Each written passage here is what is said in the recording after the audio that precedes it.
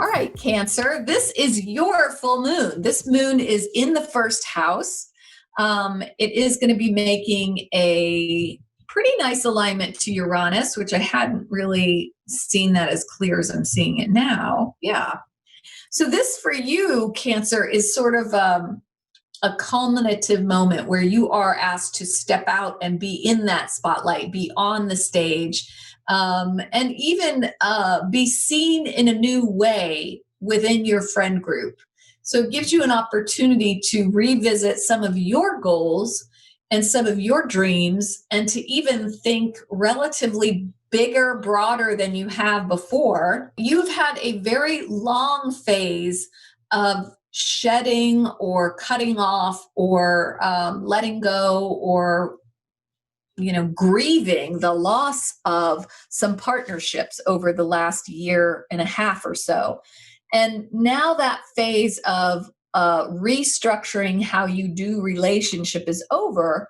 And it feels like this full moon is a little bit of a balm on that wound, or it feels like a cleansing rain over that period of loss for you. It's almost like, okay, I am now this brand new person who is valuing themselves in a new way. And I'm ready to shine that light out in a way that I can be seen more clearly. I can be more visible to those friends, that tribe, that those work colleagues. And this is good for any health issues as well. Having the moon in that first house does bring the focus to the body. It does ask you to look at all of your bodily systems, including the emotional body, and really take a moment to sort of embrace and love yourself.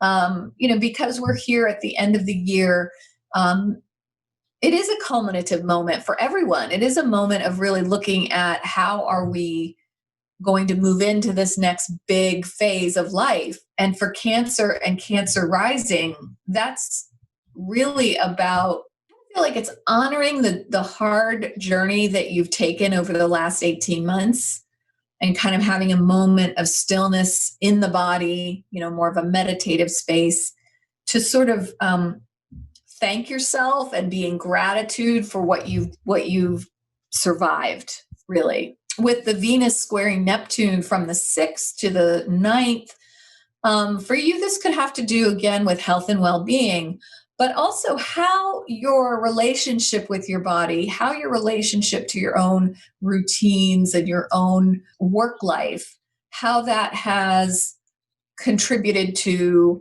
a new belief system, or how a new belief system has shifted and changed for the better your day-to-day life. That's a nice aspect. With the Mars-Pluto square having waned, and now Mercury coming in to make a nice alignment to where was that? Mercury, Neptune. So this is a healing aspect. So whatever maybe conflict that you were having, either with a spouse, a business partner, some sort of professional support person, and an authority figure, or your reputation, your professional output, that feels like it is being healed or clarified, or new information is coming in that eases up that tension or strain that was taking place. And that's the Mercury in a nice alignment with Neptune on Friday.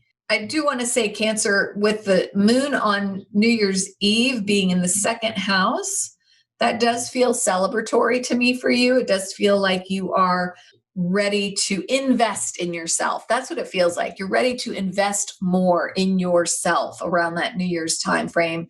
And moving into the new year, I think that with the eclipse cycle happening in that 12th and 6th, this is going to be maybe a recovery period for you. The new year is going to be a time of replenishing your resources, replenishing your energy after such an arduous and maybe even thankless year in some ways. year to 18 months, because that Capricorn stellium was happening in such an angular place in your chart. You really carried a heavy load this year. And so the next year feels a little bit more like a recovery period.